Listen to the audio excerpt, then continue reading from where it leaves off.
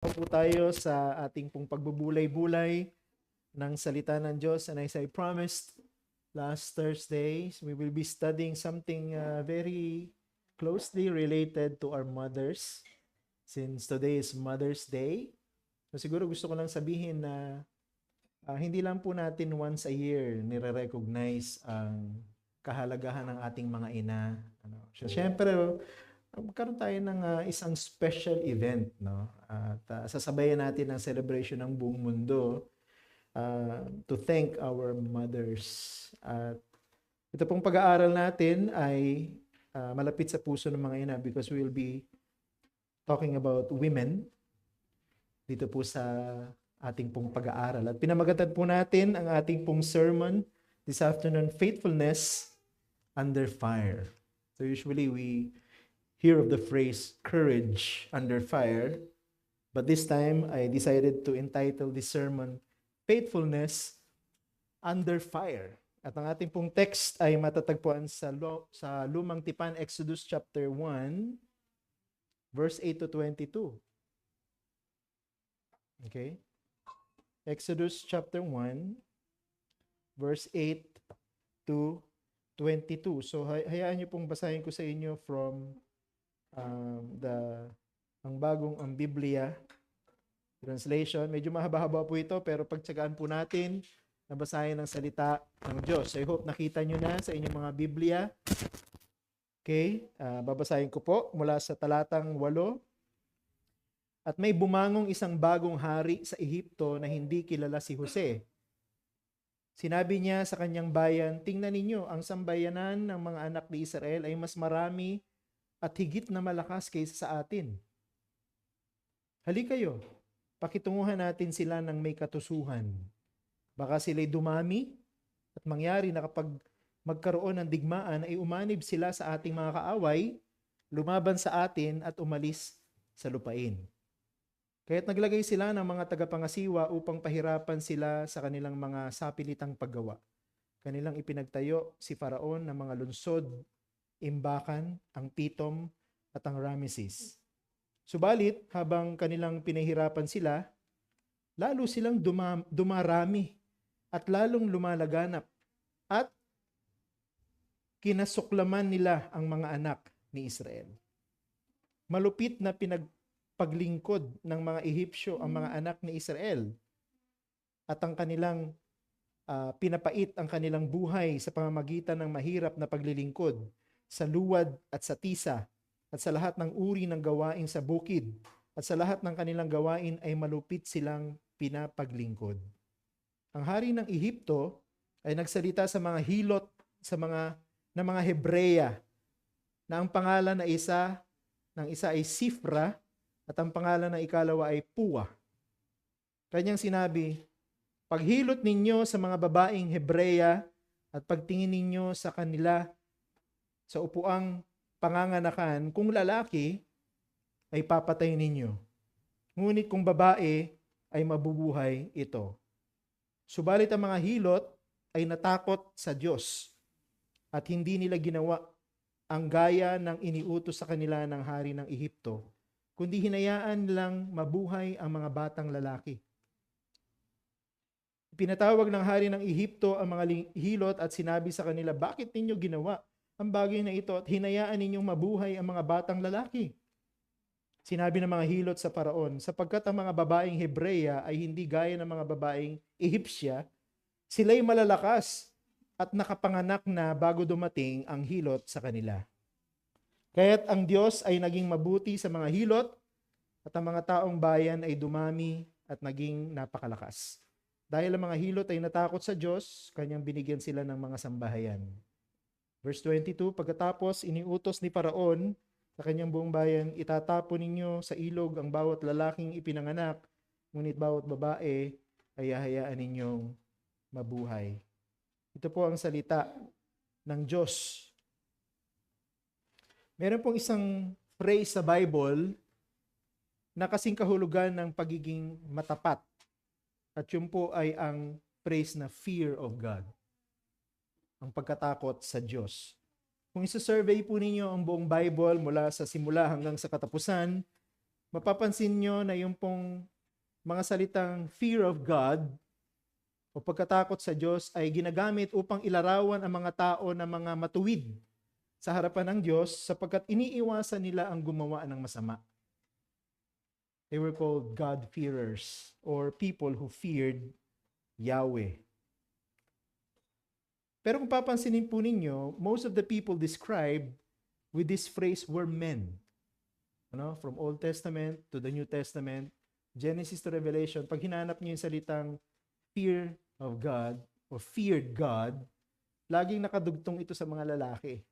Pero hindi po ibig sabihin nun na mga lalaki lamang ang natatakot sa Diyos. Sapagkat meron pong isang passage, ito po yung binasa natin ngayon, na nagpapakita sa atin na meron din pong natakot sa Diyos pero hindi po sila mga lalaki, kundi mga babae. These women feared God. Pagdating po sa usapin ng pagiging matapat sa Diyos, hindi po mahalaga kung ikay lalaki o babae. What matters is that we are able to stand our ground and fear God rather than fear man. Pag dumating yung panahon na susubukin ng ating katapatan, maninindigan tayo sa ating pananampalataya, tanda nating ibigay maging ang ating buhay para lamang sundin ng Diyos sapagkat kinatatakutan natin siya at higit ang takot natin sa Kanya kaysa sa takot natin sa tao. Gusto ko i-summarize yung ating pag-aaral ngayon this way. When faithfulness is tested, we risk even our lives in order to obey God rather than man. Pagka dumating ang panahong susubukin ng ating pananampalataya, isusuong natin maging ang ating buhay para lamang sundin ng Diyos at hindi sundin ng tao. Meron po tayong dalawang point. Ating pag-aaral, una, an anti-life threat. Second, a pro-life solution. So dalawa po yan. An anti-life threat, isang banta sa buhay, and then a pro-life solution, isang solusyon na nagtatanggol ng buhay o para sa buhay. So tingnan po natin yung number one, an anti-life threat. Now, some people believe, ewan ko, baka narinig nyo na rin ito. I hope hindi nyo po philosophy ito, ha? Some people believe that desperate situations call for desperate measures. Pagka daw po yung sitwasyon ay mahigpitan na, kahit sa patalim kumakapit. Yung sa Tagalog yun eh. Pagka mahigpit ang sitwasyon, talagang desperado ang sitwasyon, gagawin ang lahat. Basta ma-achieve lamang yung kanyang layunin sa buhay. Ang ibig sabihin po ng kasabihan na yan, sa mga critical na sitwasyon, kahit yung mga ginagawa natin na kung tutuusin na hindi tama, nagiging katanggap-tanggap. Some resort in doing this to overcome the present challenges. Kailangan nating solusyonan ito eh. Kaya gagawa ako ng isang marahas na bagay, kahit na yung bagay na ito ay alam kong mali, para masolusyonan yung sitwasyon na aking hinaharap. Now, ang mundo na ito, ini-endorso ang filosofiya na yan. Pero ang Biblia, hindi. Ulitin ko ha. Ang mundo, at ang mga hindi mananampalataya, ini-endorso yung filosofiya na ito. Pagka seryoso at mahigpitan ng sitwasyon, kahit sa patalim, kumapit ka na. Pero ang Biblia hindi po tinuturo ang ganyang klase ng kaisipan. Kaya more often than not, yung pong mga gumagawa ng ganitong klase ng pamamaraan, masasamang tao. Evil people. And this is what Pharaoh did in this historical event. Ganyan ang ginawa ni Paraon. Dito po sa kwento na ating pong pag-uusapan na totoong nangyari sa kasaysayan ng bayan ng Israel. Hindi po ito katang-isip, sapagkat nilayo ng Diyos na isulat ang kasaysayan na ito sa Biblia, na hanggang ngayon at sa mga darating pang henerasyon ay mababasa natin at mapag-aaralan natin. Ito pong Paraon na ito ay paranoid. Paraon na paranoid. Yan siya. So lagi siya nag-iisip na itong mga Israelita gagawa ng masama sa kanya at sa bayan ng Ehipto. Kaya ang sabi dyan sa passage natin, this Pharaoh decided to treat the Israelite shrewdly. Yung ginamit na salita, shrewdly, Ang ibig pong sabihin niyan, to deal wisely or siguro sa mas mababaw na translation, to outsmart. Gusto niyang utahakan yung mga Israelita. At ang point niya for doing this is to control the Israelites. Pero little did the Pharaoh know na alam ng Diyos yung kanyang mga plano at sa bandang huli, siya yung mangutakan eh. Siya yung gustong gumawa ng parang para mautakan yung mga Israelita, pero God, who was behind the Israelites, outsmarted Pharaoh. At yan po yung makikita natin dito po sa ating pag-uusapan. Pero hindi natin pwedeng i-underestimate si Pharaoh because this Pharaoh was smart. Matalino tong Pharaoh na to. Hindi natin alam kung sino siya, no? Because the biblical account didn't reveal his name. But he was a real Pharaoh. And probably, scholars, kung magkakaroon kayo ng mas malalim na pag-aaral, can suggest some names for the Pharaoh. Pero hindi po mahalaga yun eh. Ang point, itong Pharaoh na to, matalino, mautak.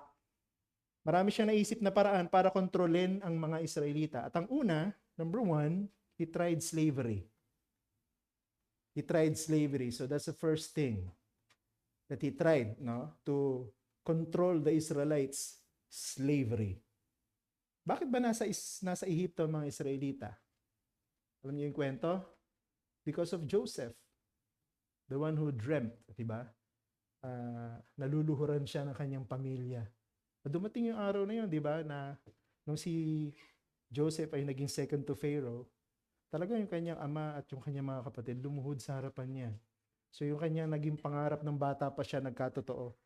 Kapagkat nilagay siya ng Panginoon sa posisyon na yon, alang-alang hindi lamang para sa kanyang sarili, kundi para sa buong bayan ng Israel. Sapagkat kung titingnan niyo yung historical event, pagkatapos ng Genesis at pumapasok yung Exodus, naging malaking bayan ang Israel nung nandun na sila sa Egypt. Hindi nung nasa labas sila ng Egypt, kundi nandun na sila sa loob ng Egypt. Sabi sa verse 7, Israel while in Egypt increased greatly and grew exceedingly strong. Hindi lang sila dumami, kundi lumakas sila. Diba? Nakakapanood kayo ng mga documentary, paanong naitayo ng mga Egyptians yung mga pyramids. Ang daming suggestion, may aliens, may ano-ano. Ako nakikita kong dahilan kung bakit naitayo ng mga Egyptians yung pyramid because of the strength of the Hebrew people. Kasi sabi diyan, they grew exceedingly strong. Malakas ang mga Israelitang lalaki. Pero nung namatay po si Jose, at namatay din yung paraon na nagmamahal kay Jose, nagbago na ang lahat ng nangyari sa bayan ng Israel. Yung bagong paraon, galit sa mga Israelita, at the same time, takot sa mga Israelita. Sabi ng paraon, aba, malakas sila. At mas marami sila sa atin. Baka mamaya pagka nakipag-alyansa sila sa ating mga kaaway na bansa, talunin tayo. Yun ang sabi sa verse 10 ng binasa natin. So anong ginawa niya? Gumawa siya ng paraan para kontrolin sila. And the first thing he tried to control the Israelites was to enslave them and to force them into hard labor. Inalipin ng paraon na ito yung mga Israelita. Malalakas naman yan eh. So pagtrabahuhin natin, pahirapan natin. Anong sabi dun sa verse 11? And then verses 13 to 14, kaya't naglagay sila ng mga tagapangasiwa upang pahirapan ang mga Israelita sa kanilang mga sapilitang paggawa. Kanilang ipinagtayo si Paraon ng mga lunsod, imbakan, ang Pitom at Ramses, di natin alam, baka kasama yung mga pyramids dyan. Malupit na pinapaglingkod ng mga Ehipsyo ang mga anak ni Israel at kanilang pinapait ang kanilang buhay at sa pamamagitan ng mahirap na paglilingkod sa luwad at sa tisa at sa lahat ng uri ng gawain sa bukid at sa lahat ng kanilang gawain na malupit silang pinapaglingkod. But here's the twist of the story. This Pharaoh underestimated the people of God. He underestimated the people of God. Ang kanyang attempt to manipulate them and to control them failed. Nabigo, no? Sabi niya, aalipinin ko kayo para mahawakan ko kayo sa leeg at mapasunod ko kayo sa lahat ng gusto ko. Para makontrol ko kayo. Pero nabigo siya. Tingnan niyo yung verse 12. Subalit habang kanilang pinahihirapan sila, lalo silang dumarami at lalong lumalaganap. Habang pinahirapan yung mga Israelita, hard labor, siguro pinapalo sila sa likod and so on and so forth. Lalo silang dumarami at lalo silang lumalaganap. I believe we can learn a very valuable lesson from this. The people of God cannot succumb to sufferings because God allows them to make them even stronger. Hindi tayo dapat sumuko sa panahon ng pagdurusa. Kapag ginagamit ng Diyos ang ating mga pinagdadaan ng pagdurusa para palakasin tayo. Hindi para wasakin tayo. Katulad ng nangyari sa bayan ng Israel, di ba? Yung paraon, pinahihirapan sila para sukulin sila, para kontrolin sila, pero lalo silang lumakas. Ganun dapat ang Christian. Hindi tayo dapat sumusuko sa trials, hindi tayo dapat sumusuko sa sufferings. So kung ano man ang difficulty na maaaring pagdaanan natin, tandaan natin kung paano pinutraksyonan ng Diyos ang Israel, kung paano tinulungan ng Diyos ang Israel, tutulungan niya din tayo, ipe-preserve niya rin tayo, isosustain niya rin tayo, itatawid niya tayo sa ating mga pagdurusang pinagdadaanan. Diba magandang lesson yun? Pangalawang sinubukan ng paraon, ito mas matindi. He tried slaughter. So una, slavery. He failed. So nag-isip siya ng mas magandang paraan. Slaughter. Kailangan na niyang pumatay. Kaya sabi ko sa inyo, itong Pharaoh na to, masyado siyang matalino, mautak.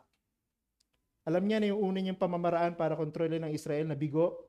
So humanap siya ng panibagong pamamaraan. His situation became more desperate, so he came up with a more desperate measure. Yun yung sinasabi ko kanina. Kumapit na sa patalim ang paraon. He decided to stop the problem from its very root. Nakikita niyo yung problema? Bayan ng Israel, dumadami, lumalakas. So ang paraan lang para matigil yan, pigilan dun sa simula. Anong sabi dun sa verse 15 hanggang 16? Ang hari ng Ehipto ay nagsalita sa mga hilot ng mga Hebrea na ang pangalan ng isa ay Sifra at ang pangalan ng ikalawa ay Puwa. Kanya sinabi, paghilot ninyo sa mga babaeng Hebrea at pagtingin ninyo sa kanila sa upuang panganganakan. Yung upuang panganganakan, yun po yung delivery chair. So hindi sila nakahiga pag nanganganak. Nakaupo. Okay? So sabi, kung lalaki, papatayin ninyo. Ngunit kung babae ay mabubuhay, ito. Ang tawag po natin dyan, infanticide. Papatayin mo yung tao ng sanggol pa lamang. This is a very heinous crime. Di ba? Pero pansinin niyo ang mundo na to, ha? The world is committing infanticide through abortion. At sa maraming bahagi ng mundo ginawang legal ang abortion. Di ba nila naaalala, ganyan ang ginawa ni Paraon sa mga Israelita? Gusto niyang patayin ang mga sanggol sa panahon ng kanilang kapanganakan. Clearly, this Pharaoh, bakit ginawa ng Pharaoh to? Gusto niyang patayin pag baby pa lamang o kapapanganak pa lamang. Sapagkat nakita ng Paraon na ito ang potensyal ng mga lalaki ng Israel na maging malakas pagdating sa pagiging militar. Alam ng Paraon yun. Kung magkakaroon sila ng isang makapangyarihang leader, kaya nilang talunin kahit na sinong malakas na bansa.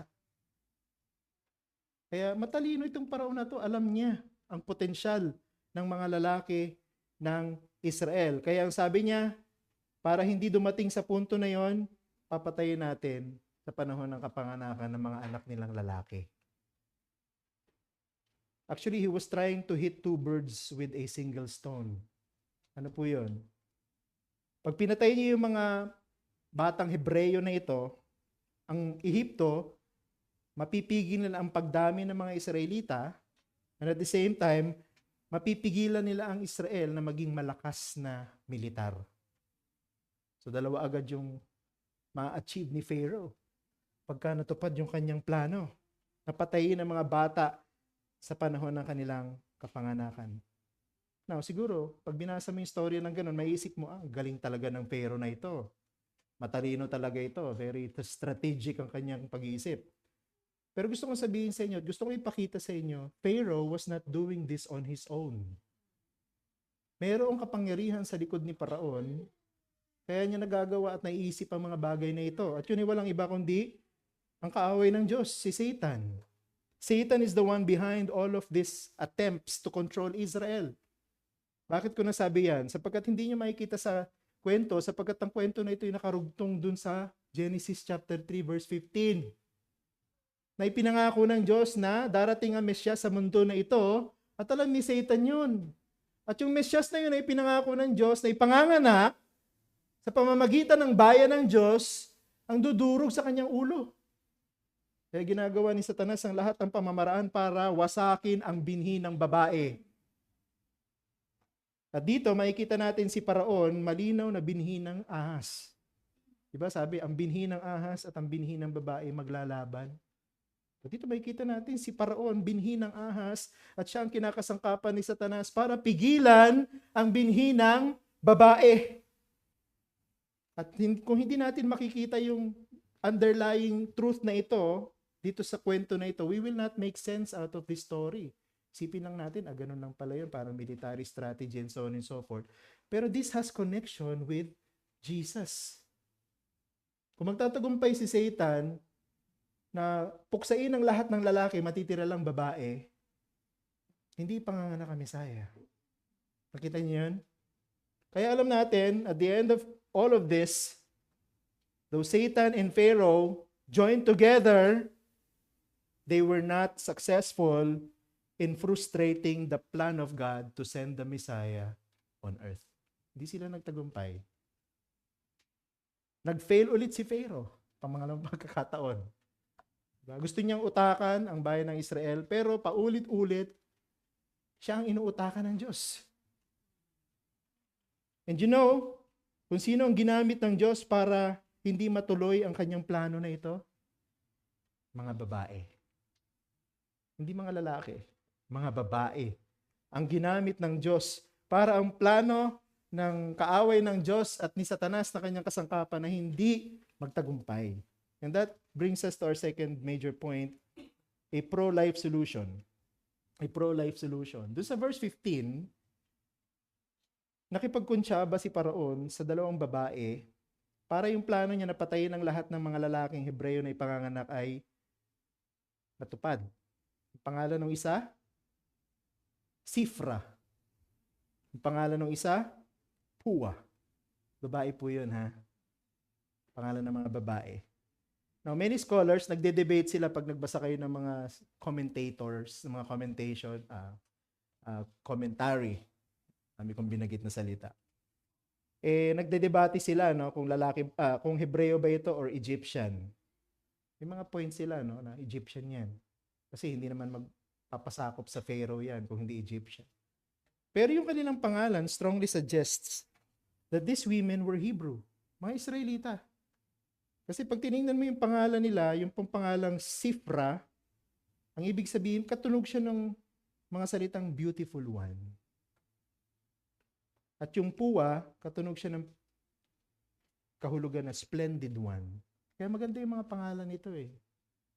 Kaya pag magkakaanak kayo ng babae, pangalanan ninyo Sifra, tsaka Puwa. Hindi ako nagbibiro. Maganda yung pangalan. Beautiful one, Sifra, splendid one, Puwa. At alam nyo, yung kasaysayan nila dito sa kwento na ito, may kinalaman sa kanilang pangalan. Talagang naging beautiful one sila. At naging splendid one sila. Pharaoh was indeed smart, but God was way smarter than he was. Mas matalino ang Diyos kaysa kay Pharaoh. Hindi lang ang Diyos ay mas matalino kaysa kay Pharaoh, mas marami siyang ginawa ahead of time bago pa naisip ni Pharaoh yung plano niya na ito. Marami nang inilagay ang Diyos na mga pamamaraan para kung darating man yung araw na ito na maiisip ni Pharaoh ito, meron na agad solusyon ang Diyos. At ano yun? Dalawa. Papakita ko sa inyo.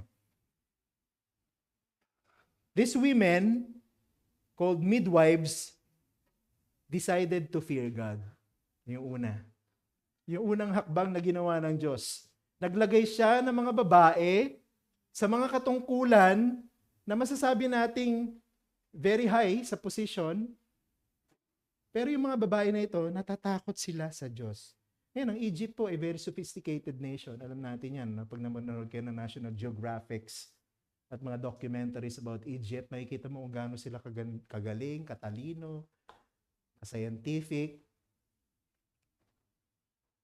They had many systems in place para ma-achieve nila yung development, mabilis na development, effective development. At ang isa po sa mga sistema na na-invento ng mga Egyptians, the system of workforce. The system of workforce. Para ma-achieve nila yung effectivity and productivity ng pagtatrabaho sa gobyerno at sa lipunan, naglagay po sila ng mga leader or heads that will oversee many workers under them. Di ba sabi nga dun sa kwento, naglagay siya ng mga tagapangasiwa para pahirapan ang mga Israelita. Ganon sila. Marunong ang mga pinunong Ehipsyo ng tinatawag na delegation. Naglagay sila ng mga heads, ng mga leaders para mag-oversee ng mga trabahador sa ilalim nila para mas maging efficient. No? Sa mga Egyptians natin natutunan yan, hindi sa West. This explains why the Pharaoh only talked to 2 women. Di ba nakita niyo sa story? Kinausap ni Pharaoh 2 babae lang. Si Sifra at saka si Puwa. Para isakatuparan yung kanyang plano. These women cannot see every single Hebrew woman who were about to give birth. Sa dami ba naman nun? Diba, ang kwento nga sa atin, sobrang dami nila. Siyempre kasama babae doon sa sobrang dami. Lagi namang mas maraming babae kaysa sa lalaki. Kahit saang epoch of history mo tingnan, mas maraming babae kaysa sa lalaki. Just imagine, kung dalawa lamang yung midwife, paano nila maaasikaso lahat ng mga anak? Paano kung sabay-sabay yung mga anak yan? So this explains why na 2 lamang ang kinausap ng Paraon sapagkat si Sifra at si Puwa, ito yung mga tinatawag natin yung head midwives or head nurses. Diba sa mga hospital, mayroong mga nurses tapos may mga head nurses. So yung mga head nurses ang nangangasiwa sa mga nurses. So yun ang trabaho ni Sifra at ni Puwa. Kaya sila yung kinausap ni Pharaoh. Sila yung nag-oversee sa mga midwives. Sila yung nagtuturo ng dapat gawin, nagmamanage, and so on and so forth. Pero kagayat gano'n man ka-advance ang Egyptian technology and knowledge and workforce, ina-underestimate pa rin ng mga ito ang mga babae. Kahit na pinuno si Sifra at si Puwa, nasa ilalim pa rin sila ni Pharaoh o ng mga lalaki na nasa ibabaw nila. Probably, above these head midwives, mayroong doctor, no? Na nagmamanage sa kanila. So meron pa rin nasa ibabaw nila. Pero hindi pa rin nila kayang utakan ng Diyos eh. Kahit na anong galing nila, husay nila, kapamamaraan nila, hindi nila pwedeng utakan ng Diyos.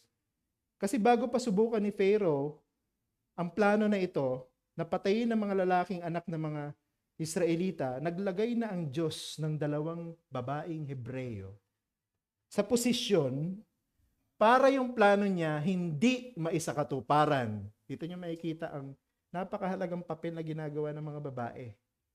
We cannot underestimate women.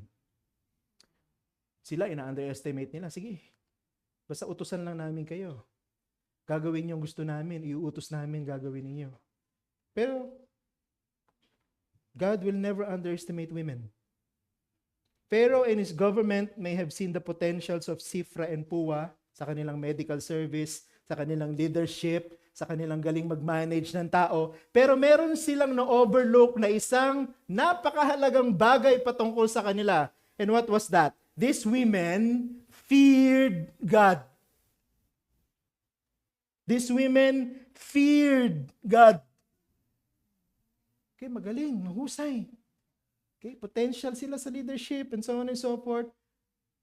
Efficient sa work nila.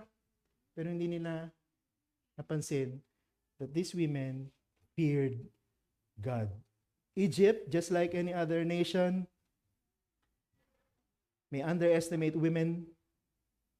They may give them opportunities to use their skills sa kanilang posisyon under the supervision of men. But obviously, these head midwives, nag-exercise sila ng authority, inuutusan pa rin sila ni Pharaoh. The command of Pharaoh was simple eh. Pagka nakita nila o na-inform sila na ipanganganak ay batang lalaki, kailangan nilang patayin. Hindi naman sila kailangan yung pumatay. Pwedeng sa pamamagitan nila utusan yung mga midwives na patayin yung bata. Maraming pwedeng pamamaraan para patayin yung bata. Para papalabasin na stillborn, o kaya nang lumabas, blue baby, and so on and so forth, yun ang tawag natin ngayon. Pero pwedeng palabasin na, hindi, paglabas po patay eh. Pero pinatay nila, yun ang gusto ni Pharaoh. But the fear of these women to God is greater than their fear to Pharaoh. Yung takot ng mga babaeng ito sa Diyos ay higit kaysa sa takot nila sa Pharaoh. And this brings us to our second subpoint and the last. These midwives decided to risk their lives for God. They didn't only decide to fear God, but they also decided to risk their lives for God. The turning point of the story is verse 17. Ano sabi diyan? Subalit ang mga hilot ay natakot sa Diyos at hindi nila ginawa ang gaya ng inutos sa kanila ng hari ng Ehipto, kundi hinayaan nilang mabuhay ang mga batang lalaki. Galing. Di ba? Natatakot sila kay Pharaoh, of course.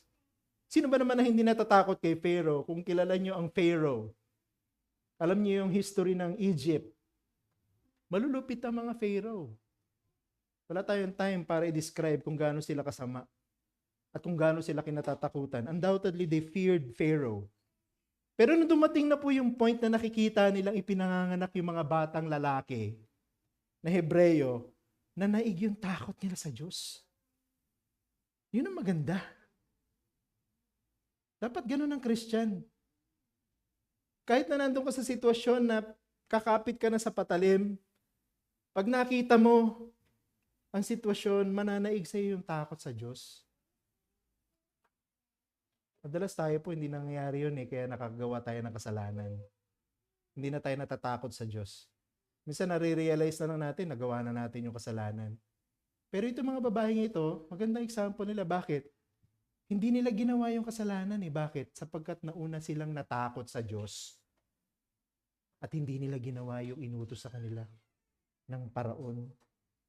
They refused to obey the command of Pharaoh and they decided to obey the command of God. Ngayon ang tanong, Exodus chapter 1 ito, ay wala pa yung 10 commandments dito. Yung 10 commandments nandun po sa Exodus 20. Ngayon, paano nalaman ni Sifra at ni Puwa na masama ang murder? Diba? Ayaw nilang patayin Kasi alam nilang masama yun, hindi nila ginawa. Pero bakit nila nalamang masama yun? Wala pa yung 10 commandments. Matagal na matagal pa. Wala pa nga si Moises niyan Chapter 3 pa si Moises. Malayo-malayo pa yon. Decades pa. Sapagkat ang mga magulang ng mga Israelita nagtuturo sa kanilang mga anak. At ang isa sa tinuturo ng kanilang mga anak noong panahon na ito, yung Genesis chapter 9 verse 6. Ano yung nakalagay sa Genesis chapter 9 verse 6? Ito yung inutos ng Diyos sa kanyang pakikipagtipan kay Noah. Ang tawag natin dito sa theology, Noahic Covenant. At sa Noahic Covenant, kasama po ito. Genesis chapter 9 verse 6, sino mang magpadanak ng dugo ng tao, ang dugo ng taong iyon ay papadanakin ng ibang tao sapagkat nilalang ang tao sa larawan ng Diyos. Noahic Covenant yan. Wala pa yung 10 Commandments niyan. Pero dito tinuturo na sa atin, sa pamamagitan ng tipan ng Diyos kay Noah, na ipinagbabawal ng Diyos na pumatay ng tao. At sinabi rin dyan, hindi lang bawal pumatay ng tao, sabi dyan, yung pumatay, sabi dyan, ang dugo ng taong iyon ay papadanakin ng ibang tao, sapagkat ang tao ay nilalang ayon sa larawan ng Diyos. Ibig sabihin, ang kabayaran ng buhay ay buhay. Kaya po ako naniniwala sa death penalty. Bakit? Dahil may Noahic Covenant. At dito sinabi, ang kabayaran ng buhay, buhay din. Alam ng mga babaeng ito Yung Genesis chapter 9 verse 6, they knew of God's warning against killing another person. Kaya sabi nila, hindi namin susundin si Paraon. Susundin namin ang sinabi ng Diyos. Ganyan ang Christian. At dito makikita natin ang ginamit ng Diyos para turuan ng mga Kristiyano patungkol sa katapatan sa Diyos, mga babae. Di ba? Mga babae. At madalas hindi natin alam ito. Hindi nga natin alam na mayroon palang babaeng Hebreo ng pangalan ni Sifra, beautiful one, and Pua, splendid one. Hindi pala natin alam yun. Ano? Ngayon lang natin alaman marahil. Pero ginamit sila ng Diyos at ang kwento nila nilagay sa Bible para mapaalalahanan hindi lang lahat ng babae, kundi maging mga lalaki patungkol sa anong ibig sabihin ng pagiging masunurin sa Diyos. Kahit yung buhay po nila, inilagay nila sa panganib. Actually, ito po yung first instance sa Bible ng tinatawag na civil disobedience. Alam niyo yung civil disobedience? Yung pagsuway ng mga mamamayan sa pinuno ng bayan. Civil disobedience to. Bakit? Sapagkat inutusan sila ng Pharaoh. Sino ba yung Pharaoh? Yun yung pinakapinuno ng bansa. Panahon natin, presidente. Sa ibang panahon, hari. Inutusan sila directly ng Pharaoh kung ano dapat nilang gawin. Anong ginawa nila? They decided to disobey. And by doing that, ang ginawa nila, dinisobey nila ang utos ng Paraon sapagkat pinili nilang sundin ang pinakamataas na hari. Ang hari ng mga hari at ang Panginoon ng Panginoon, si Yahweh. And by doing that, nilagay nila yung buhay nila sa matinding panganib. Bakit? Sapagkat alam nila, mababalitaan ni Paraon, hindi nila sinunod yung kanyang utos. At yun nga yung nangyari. Pagdating natin sa verse 18, ipinatawag ng hari ng Ehipto ang mga hilot at sinabi sa kanila, bakit ninyo ginawa ang bagay na ito? At hinayaan ninyong mabuhay ang mga batang lalaki. Binasa ko lang yan, pero probably there's more emotion into it than how I read it. Sigurado galit yung Paraon. Bakit nyo ginawang hindi sundin ang utos ko? Napakalinaw. Si Sifra at si Pua, hindi na nila ibinuwis o handang ibuwis ang kanilang buhay dahil sa kanilang pagsuway. Dito po sa storya na ito, pinagdedebatahan ito ng maraming mga scholars, nagsinungaling si Pua at si Sifra eh. Nagsinungaling sila. Naniniwala ba ako na nagsinungaling sila? Ano sabi sa verse 19? Sinabi ng mga hilot sa Paraon, sapagkat ang mga babaeng Hebrea ay higit o hindi gaya ng mga babaeng Ehipsya, sila'y malalakas at nakapanganak na bago dumating ang hilot sa kanila. Totoo ba yun o hindi? Hindi totoo yun eh. Sapagkat alam nila na yung pinapanganak at nandun sila at maaaring yung mga midwives nila nandun, ini-inform sila, lalaki po yung panganganak ng babaeng Hebreo na ito. Sinabi nila, kaya niya mabuhay. Alam nila. They were informed and probably they were there in some cases ng panganganak ng mga babaeng Hebrea. Pero ano sabi nila sa Paraon? Nagsinungaling sila sa harapan ng Paraon. Eh, yung mga babaeng Israelita po kasi malalakas eh. Bago pa kami dumating, nakapanganak na.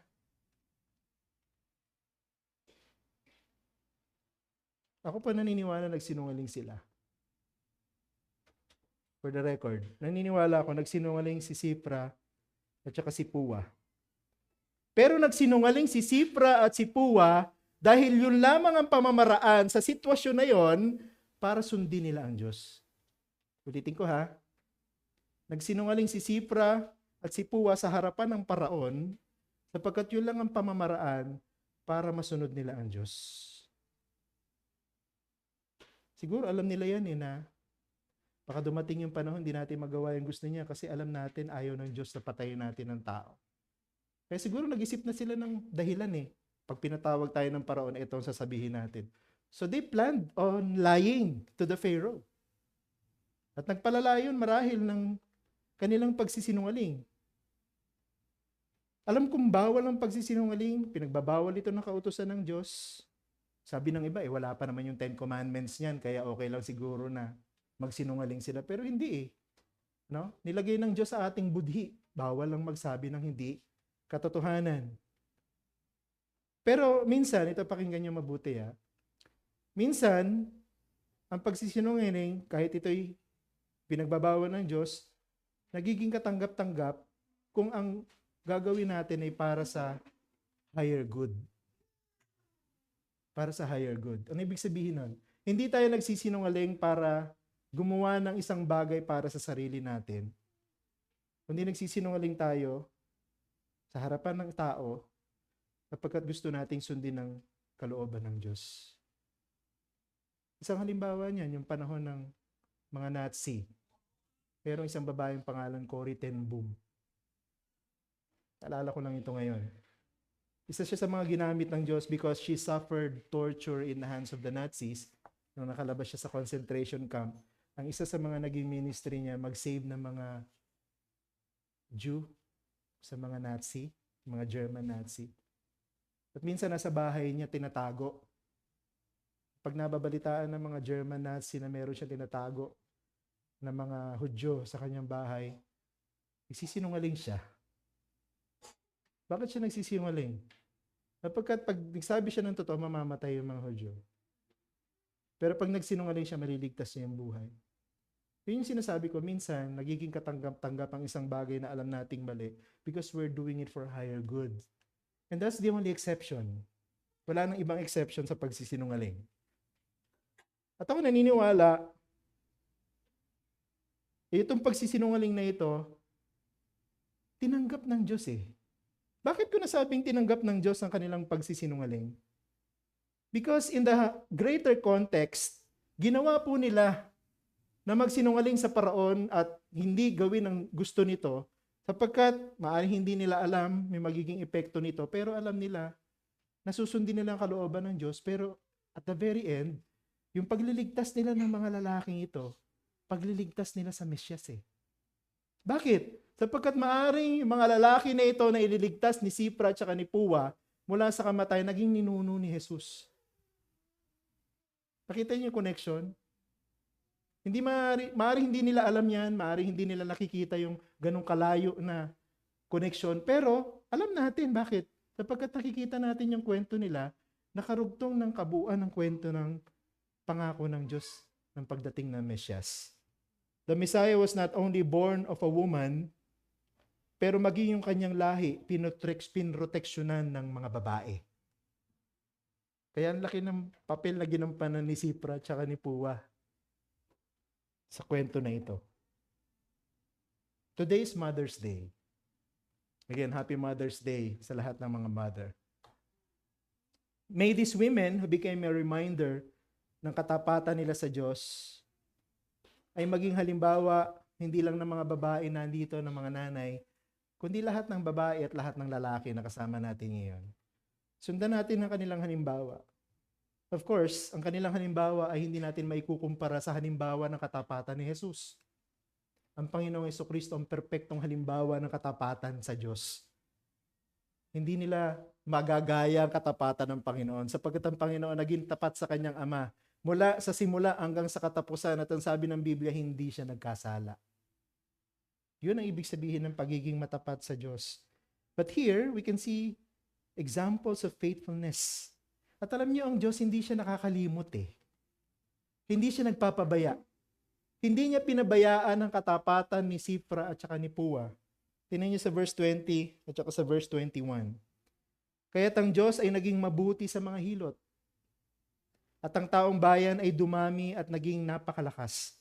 Dahil ang mga hilot ay natakot sa Diyos, kanyang binigyan sila ng mga sambahayan. Kaya itong women na ito, hindi lang sila women, mothers din sila. No, sapagkat pinagpala ng Diyos ang kanilang ginawa na pagtatanggol sa bayan ng Diyos at binigyan sila ng sarili nilang sambahayan. Ibig sabihin, God made them fruitful. God multiplied their lineage, yung lahi nila, pinadami. Di natin alam, baka matrace pa natin yung root ng Panginoong Hesus sa isa sa mga kaapu-apuhan nila. Ganyan ang Diyos, hindi siya nakakalimot sa ating katapatan. At tingnan nyo, hindi lang nakalimot ang Diyos sa katapatan nila, may nadamay pa. Nung pinagpala ng Diyos si Sipra at saka si Puwa, pati Israel nadamay eh. Tingnan mo. Dahil Kaya't ang Diyos ay naging mabuti sa mga hilot at ang taong bayan ay dumami at naging napakalakas. Yung ginawa nilang katapatan sa Panginoon, pinagpala sila. Karoon sila ng mga anak, lahi nila dumami. Pero yung bayan ng Israel nadamay eh. Ganun po. Pag tayo naging faithful sa Panginoon, huwag na tayo lumabas. Pag naging faithful tayo sa Panginoon sa church na ito, madadamay yung iba. Pag pinagpala tayo ng Diyos, aapaw yung pagpapala na yun. Madadamay yung iba. Madadamay yung buong church. Kaya ang panawagan sa atin dito, hindi lang maging tapat ang mga babae, maging tapat lahat. Maging tapat tayo lahat. Pero maganda example ang katapatan ng mga babaeng ito. At sana, kung paano pinagpala ng Diyos si Sipra at si Pua, mga babaeng ginamit ng Diyos para iligtas ang lahi ng Panginoong Jesucristo at pinagpala ang iba, ganun din ang mangyari sa atin. So happy Mother's Day po sa lahat ng mothers dito. And I hope maging gaya kayo ni Sipra at ni Pua, handang i-risk ang buhay para sundin ng Diyos kaysa sundin ng tao. Panalangin po tayo. Nagpapasalamat kami o aming Diyos sa kwento ng dalawang babaeng ito. Unsung heroes kasi hindi namin sila madalas naririnig, hindi namin alam ang kwento nila. They were alien to most of us here, meaning hindi kami familiar. Pero ngayon, nakita namin ng pakaganda ng halimbawa ni Sifra at ni Pua. Maaring minsan lamang binanggit ang kanilang mga pangalan sa Biblia, pero ang kanilang kasaysayan nananatili pa rin hanggang ngayon. At sana, maging masunurin kami sa kanilang halimbawa. At lalo tigit sa halimbawa ng Panginoong Hesukristo because He was the greatest person who ever lived on earth na sumunod ng walang kapintasan sa inyo pagkat hindi siya nagkasala. Talagang hindi niya lang ni-risk ang kanyang buhay. Binigay niya yung kanyang buhay doon sa krus ng Kalbaryo. Kaya nga po kami merong kaligtasan ngayon. Because that is the logical end of true obedience. We can give our lives for the will of God. Dadalayin ko po, tulungan niyo po ang hindi lang mga babae namin dito, mga mothers, kundi lahat kami maging faithful at handa kaming i-risk ang buhay namin para sundin ka at ang gusto mo kaysa sundin at sundin ang gusto ng mga tao. Bless all of these words in our lives. Ito po ang aming dalangin sa pangalan ni Jesus. Amen.